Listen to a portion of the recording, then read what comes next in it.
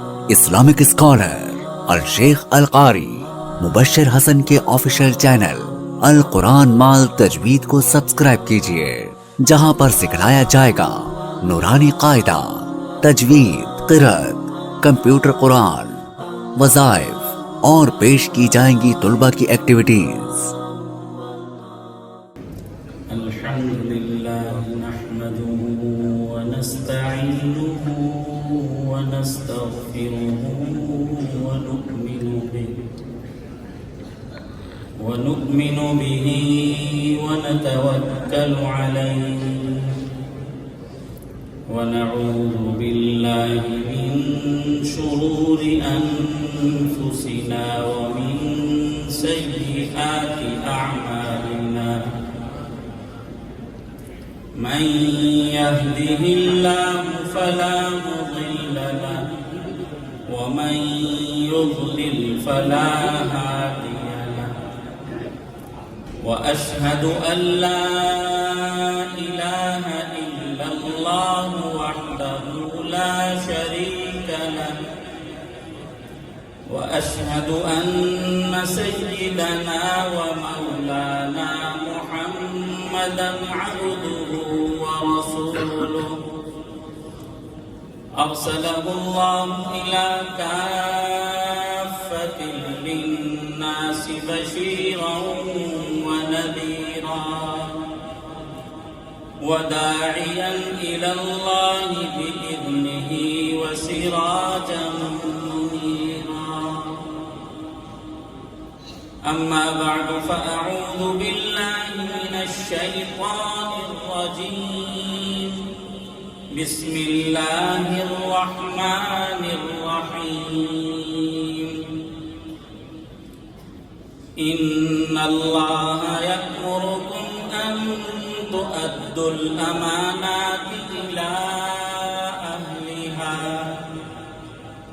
وقال النبي صلى الله عليه وسلم: المرء على دين خليله، فلينظر أحدكم من يخالل، أو كما قال عليه الصلاة والسلام. صدق الله وصدق رسوله النبي الكريم، ونحن على ذلك لمن الشاهدين والشاكرين، والحمد لله رب العالمين.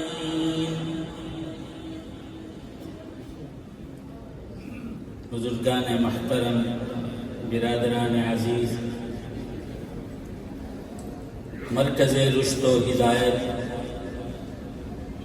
عالم اسلام کا عظیم علمی روحانی ادارہ جامعہ دارالعلوم کبیر والا میں میری حاضری اور ہم سب کی حاضری کسی عظیم الشان سعادت سے کم نہیں. سچ یہ ہے کہ میں جس وقت سے یہاں حاضر ہوا، ہمارے مخدوم الاساتذہ، مخدوم العلماء حضرت مولانا ارشاد احمد صاحب دامت برکت رحمت اللہ علیہ ابھی تک وہ لفظ زبان پہ نہیں چڑھے جو اب بولنے چاہیے. اللہ تعالیٰ ان کے درجات بلند کریں، پہ ہم ان کے حسنات میں اضافہ ہو رہا ہے، مزید سے مزید کریں. میں بھی اس عظیم ادارہ کا بالواسطہ شاگرد اور طالب علم ہوں. میرے والد گرامی استاذ العلماء حضرت مولانا محمد اشرف شاہ قدس اللہ سرہ نے یہاں 8 سال پڑھا اور 3 سال یہاں تدریس بھی فرمائی. تو ہمیں اس ادارے سے بہت گہرا تعلق ہے.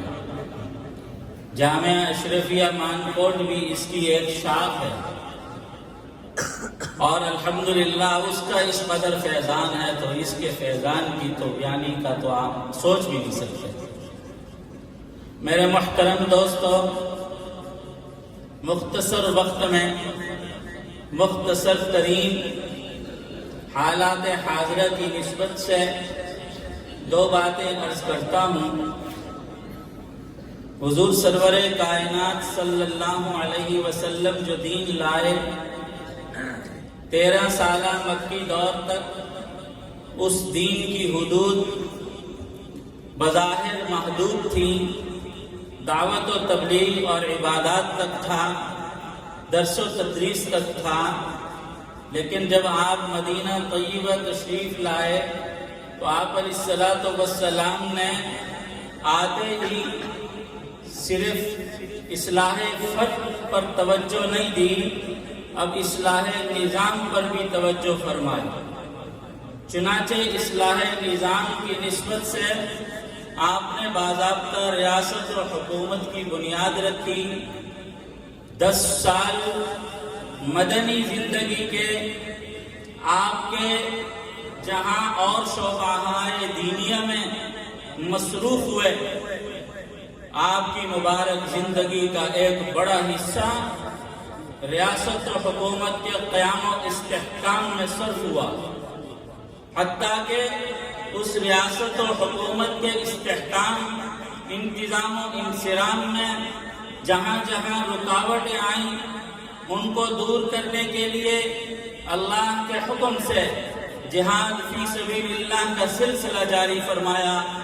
حیران ہوں گے ہمارے بہت سارے بھائی، وہ رؤوف الرحیم پیغمبر ریاست و حکومت کے انتظام و انصرام اور قیام کی نسبت سے جہاں رکاوٹیں محسوس کر رہے تھے، ان رکاوٹوں کے ازالے کے لیے جہاد کا عمل شروع فرمایا۔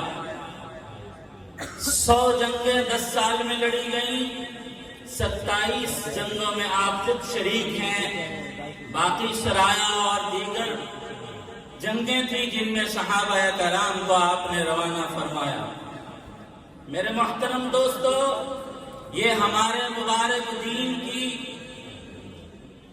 اساس ہے، اساسیات میں داخل ہے سیاست اور حکومت کا حصول۔ ہمارے اکابرین علماء دیوبند نے دیوبند کی بنیاد کوئی شک نہیں احیاء دین کے لیے رکھی تھی۔ احیاء دین کا مطلب صرف قرآن و سنت کی درس و تدریس نہیں تھی، بلکہ نظام کا انقلاب بھی تھا۔ شیخ الہند مولانا محمود حسن دیوبندی رحمت اللہ علیہ 80 سال کی پیرانہ سالی میں فرمایا کرتے تھے، بہت پڑھ لیا پڑھا لیا، اب اس قرآن و سنت کے مطابق نظام دیکھنے کو جی چاہتا ہے۔ میرے نانا قطب الارشاد حضرت مولانا محمد عبداللہ بہلوی رحمت اللہ علیہ اس وقت ان سے پڑھ رہے تھے، 2 مہینے حضرت سے صحیح بخاری کا درس لیا تھا۔ اسی دوران شیخ الہند ہندوستان کے نظام کو بدلنے کے لیے، متحدہ ہندوستان کی کایا پلٹنے کے لیے اس پیرانہ سالی میں حجاز کے سفر پر گئے۔ اس سے قبل آپ کے عظیم الشان تلمید رشید امام انقلاب مولانا عبید اللہ سندھی افغانستان جا کر وہاں کی وزارت خارجہ حاصل کر کے دنیا میں اپنے استاذ کی تحریک کا تعارف کرا چکے تھے۔ اللہ کو منظور ایسا تھا کہ وہ تحریک نہ بن سکی، لیکن اس نے دوسری شکلیں اپنائی۔ حضرت شیخ الہند جب ہندوستان واپس تشریف لائے، مالٹا کی 3-4 سالہ جیل کی زندگی گزارنے کے بعد جمعیت علماء ہند کی بنیاد رکھی گئی۔ اب ہمارے اکابرین علماء دیوبند کا فیصلہ تھا، شیخ الہند کا فیصلہ تھا۔ فقیہ ہند ابو حنیفہ ہند حضرت مولانا مفتی کفایت اللہ، شیخ الاسلام مولانا سید حسین احمد مدنی، ان سارے اکابرین نے یہ فیصلہ فرمایا تھا اب ہندوستان میں نظام کی تبدیلی کا جو عملی ہماری جد و جہد کا طریقہ ہوگا وہ جمہوری طریقہ ہوگا۔ چنانچہ جمعیت علماء ہند نے اس جمہوری طریقے میں حصہ لیا۔ ہمارے اکابرین علماء دیوبند جو قیام پاکستان میں قائد اعظم محمد علی جناح کے شانہ بشانہ کھڑے ہوئے، انہوں نے بھی اس جمہوری سلسلے میں حصہ لیا۔ شیخ الاسلام علامہ شبیر احمد عثمانی رحمۃ اللہ علیہ نے KPK میں قائد اعظم کی تحریک چلائی. یہی وجہ ہے کہ مسلم لیگ کامیاب ہوئی. صوبہ بنگال میں شیخ الاسلام علامہ ظفر احمد عثمانی نے تحریک چلائی. یہ جمہوری جد و جہد تھی جس پر ہمارے اکابرین نے حصہ لیا اور اس حصے کے ذریعے اس جمہوری جد و جہد کے ذریعے پاکستان حاصل کیا. قیام پاکستان کے بعد ہمارے اکابرین علماء دیوبند نے اساس پاکستان کے تحفظ کے لیے، مسلمانان پاکستان کے تحفظ کے لیے جمعیت علماء اسلام کو فعال کیا.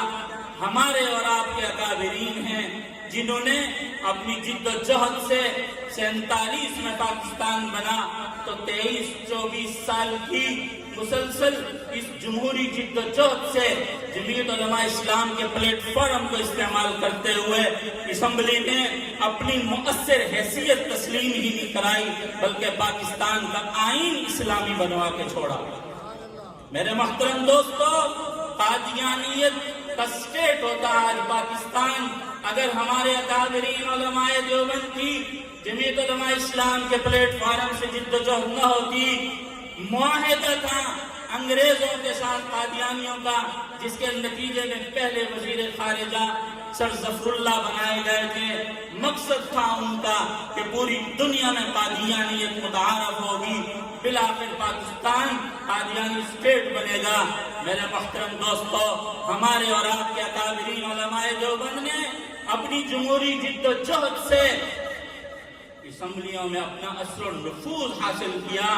17 دن کی بحث سے جو قومی اسمبلی میں ہوئی 1974 میں، آپ کے اکابرین جو جمعیت علماء اسلام کے فورم سے قومی اسمبلی میں تھے، بھٹو جیسے سیکولر سیاستدان سے قادیانیوں کے کافر ہونے پر دستخط لینے میں کامیاب و سرفراز ہو گئے. میرے محترم دوستو، تب سے اب تک ہمارے اکابرین نے اساس پاکستان اور جس کا مطلب کیا لا الہ الا اللہ کے تحفظ کے لیے جد و جہد کی 100 سال سے تحریک چلی ہوئی تھی. مولانا عبدالشکور لکھنوی نے لکھنؤ سے تحریک چلائی تھی دفاع صحابہ کی، تحفظ صحابہ کی، تقدس صحابہ کی. پاکستان کے قیام کے بعد علامہ عبدالستار توسوی اس کو لے کر کے چلے اور پھر حضرت مولانا حق نواز جھنگوی رحمہ اللہ نے اس میں روح پھونکی، یہاں تک کہ وہ تحریک آپ کے اکابرین نے جمعیت علماء اسلام کے فورم سے اس گزشتہ 13-14 مہینے کی جو حکومت آئی، قومی اسمبلی سے بھی تحفظ صحابہ اہل بیت بل پاس ہوا اور سینٹ سے بھی آپ کے اکابرین نے بل پاس کرایا. سارے دل سے کہہ دو الحمدللہ.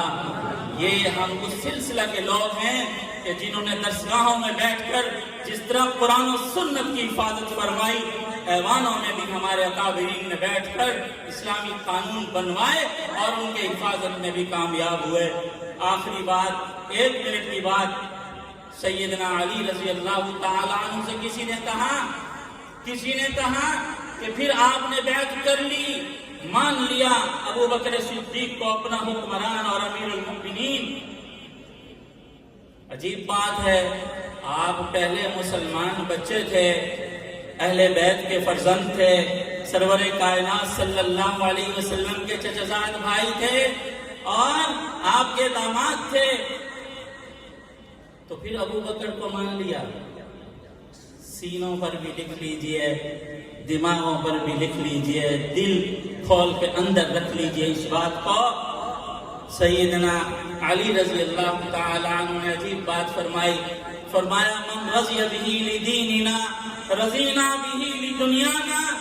بھائی رسول اللہ صلی اللہ علیہ وسلم نے جس شخصیت کو ہمارے دین کے لیے پسند کیا، منتخب فرمایا، میں نے اس شخصیت کو اپنی دنیا کے لیے منتخب فرما لیا. میں اپنے حلقے میں PP 212 میں مختلف اجتماعات میں اپنے مسلمان بھائیوں کو، اپنے غیور ساتھیوں کو کہہ رہا ہوں، پورے حلقے میں جن جن کے پیچھے نماز پڑھ سکتے ہو ان کو ووٹ بھی دے دو. وہ دوستوں کو نہیں آئی بات سمجھ؟ میں عرض کر رہا ہوں جس کے پیچھے نماز پڑھ سکتے ہو اس کو ووٹ بھی دے دو. میں جمعیت علماء اسلام کا نمائندہ ہوں. ہمارے سنی علماء کونسل علماء کی متحدہ جمعیت علماء اسلام نے مجھے الیکشن پر مجبور کیا ہے. میں انشاءاللہ داڑھی اور پگڑی اور دینی مدرسہ اور علم کا طالب علم ہوں اور انشاءاللہ ان کے تقدس کا محافظ رہوں گا. امید کرتا ہوں کہ دارالعلوم کبیر والا کے اکابرین سمیت مسلمانان کبیر والا اس موقع پر ہماری نصرت کریں گے.